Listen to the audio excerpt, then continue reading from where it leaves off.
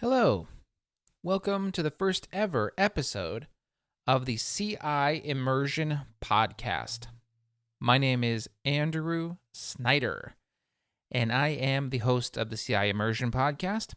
I am a Spanish language professor, and I teach at a college, at my community college. I also teach privately at the Tacoma Language Academy.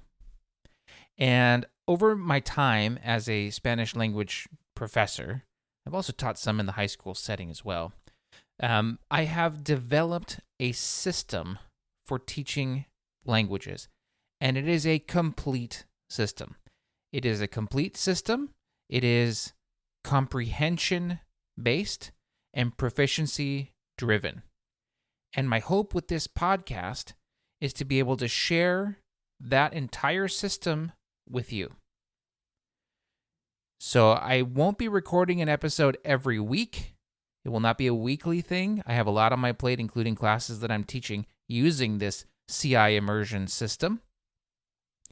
But I will be sharing with you the steps that it takes to use this system and implement it in such a way that it works in your context and it benefits your students.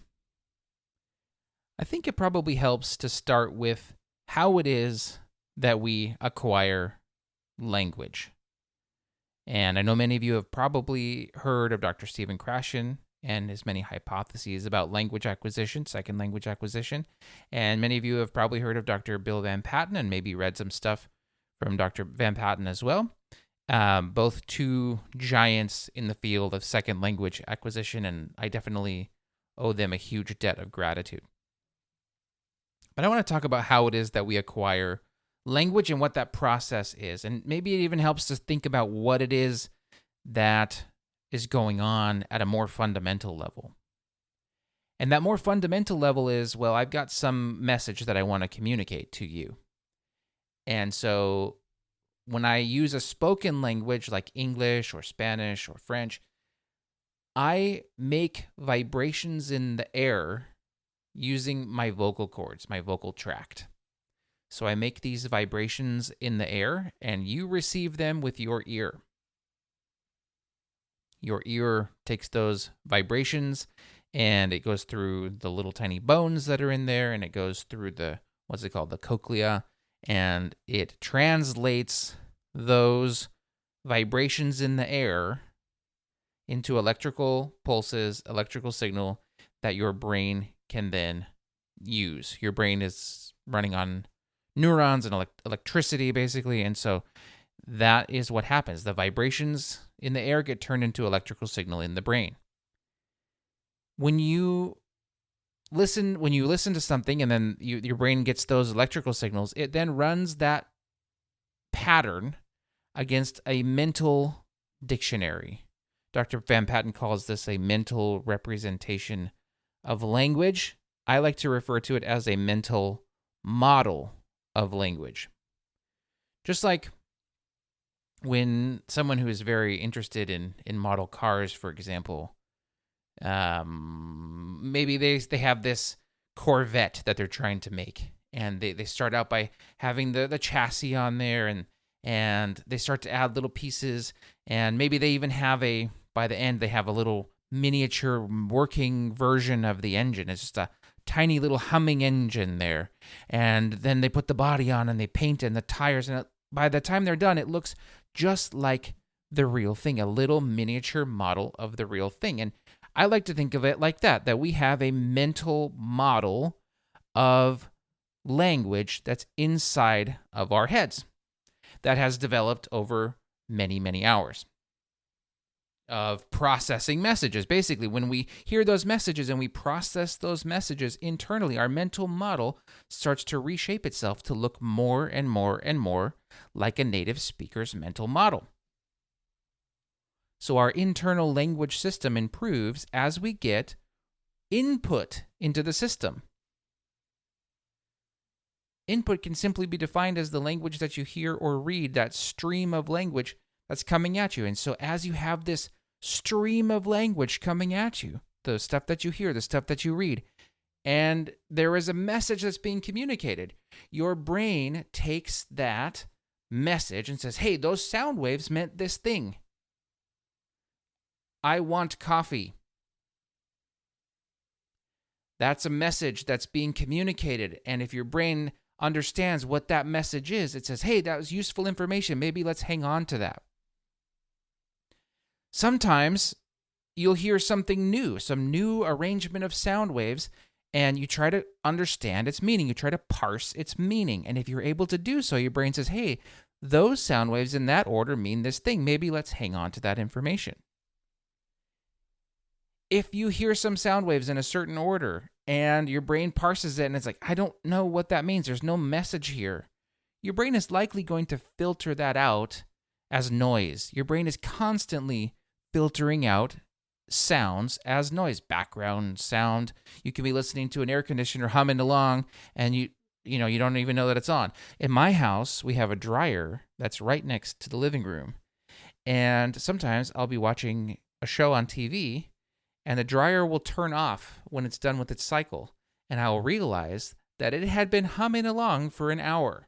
And my brain had filtered it out, but then I realized, oh, that was very loud. I can't believe that was going on for so long. And I was just trying to filter out that noise in the background. And so as instructors, we know that language is acquired when messages are processed in the target language. So if I'm teaching Spanish, my students are only going to acquire Spanish when they process messages in Spanish inside their head. And so that is the name of the game. And it's how many hours can we get our students to process those messages? Now, I know Dr. Krashen talks about comprehensible input. And how does that fit into the picture? Well, comprehensible input is simply input, language that you hear or read, that you can understand and that carries a message. So if you have quality comprehensible input, it's input that can be understood easily, maybe not every single word that you hear, but the main ideas, and does it carry some sort of communicative message?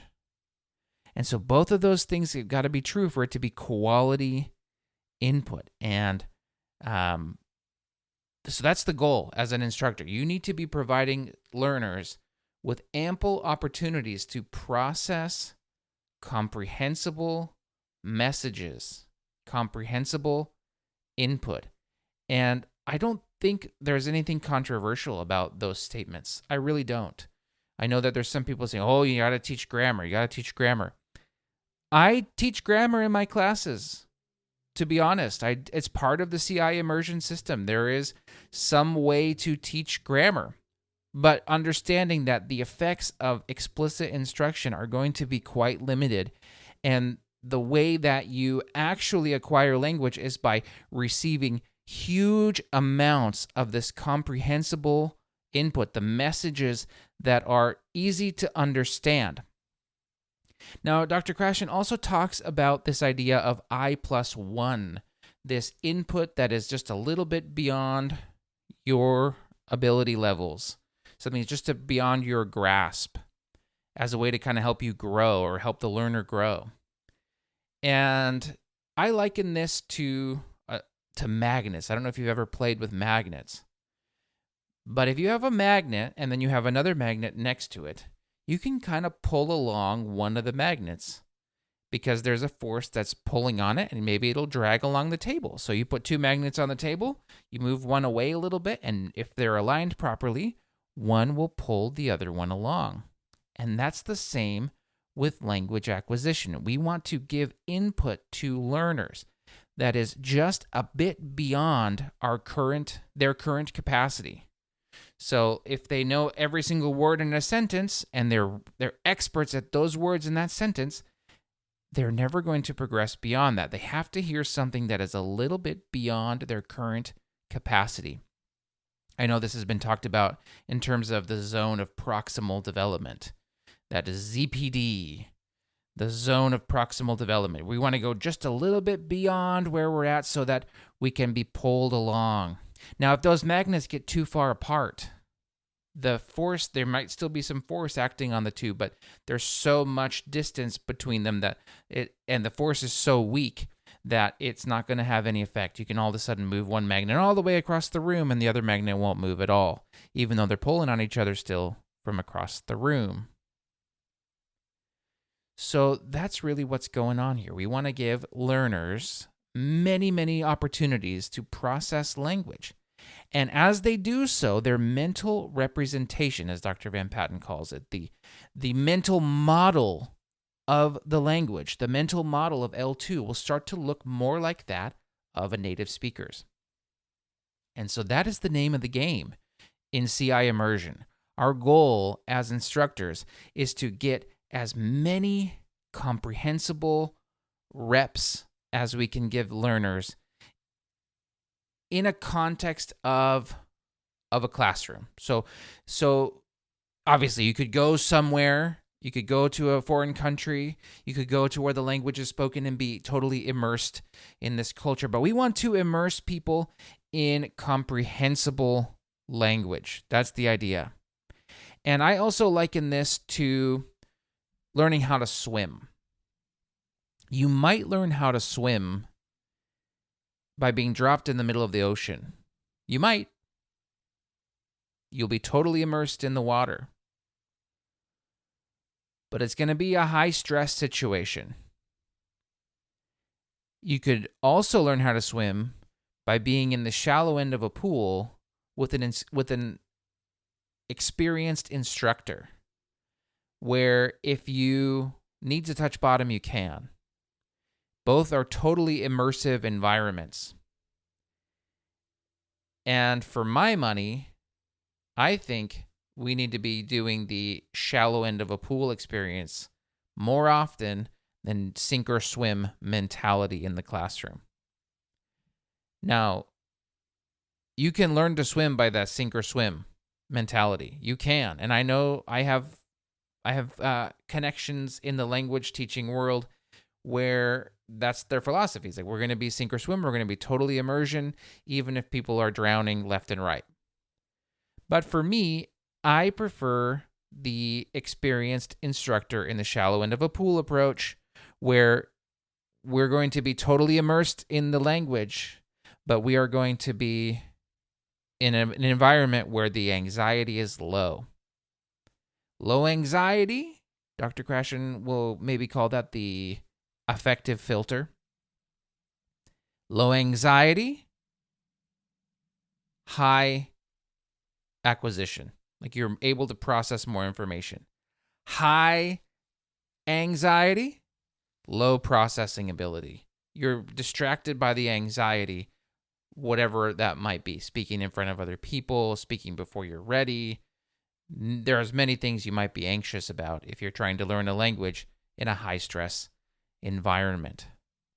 So, with this in mind, getting as much input as we can, helping learners process many, many, many, many messages that are comprehensible to learners, that are easy to understand, that are just a little bit beyond their level, high-frequency repetitions, that's what CI Immersion is all about. And it's a wonderful, wonderful, wonderful system for getting people with no language experience, and I mean zero language experience, to being quite competent, quite proficient in the language in as short a time as possible. Now, it is a numbers game. So if someone is going to spend 10 hours processing Spanish, for example, they're going to get better than someone who spends 5 hours processing Spanish. And I mean, like, literally processing Spanish, not just like, oh, I spent 5 hours in a classroom, I spent 10 hours in a classroom. No, I mean, I spent 5 hours on the clock, starting and stopping it when I'm processing and when I'm not processing. So if you start a clock, start a stopwatch, and that timer goes and it keeps going until the learner is not processing anymore, and then you stop. And then you start it again when they start processing messages again. If you get that through 10 hours versus 5 hours, the 10-hour person is going to be ahead of the 5-hour person. And so if you can get 150 hours of processing, if you can get 500 hours of processing, if you can get 1,000 hours of processing, every time you go through a chunk of those hours, there's going to be progress that's made towards increasing that mental model's capacity. And of course, that mental model, once it's developed, is the thing that we use to communicate. So once it develops a little bit, then all of a sudden you're able to communicate, and that's fun and that's engaging. You get that dopamine, that dopaminergic response of, hey, I've learned something. This is kind of fun. This is kind of exciting. I'm doing it. I'm succeeding. I'm putting in some work, but I'm having some success. That is really what CI immersion is all about. Getting students to that phase where they've processed messages so much that they start to make real progress, real gains in their proficiency in the language. So that's what CI immersion is all about. And in coming episodes, I am going to talk about how to implement this system. Now, again, this is not going to be an every week kind of a show, but it will appear obviously on this feed. This is the CI immersion feed. It will also appear in the Listen, Read, Interact feed, which is my Spanish language podcast, where to help people learn Spanish. So that is what I'm going to be working on this year. That's kind of one of my goals, is to get my entire system out there, and so you can hear it and you can kind of implement it in your own classroom. That's really my goal. If you have a question for me, I would love to hear a question from you. You can email me at andrew@readtospeak.com. andrew@readtospeak.com. Okay, I'm going to leave it off with that. And the next time I come on this CI Immersion podcast, I'm going to talk about the first steps towards language acquisition using the CI Immersion System. Muchas gracias. Thank you so much. Muito obrigado. Merci beaucoup. Dankeschön. Bye.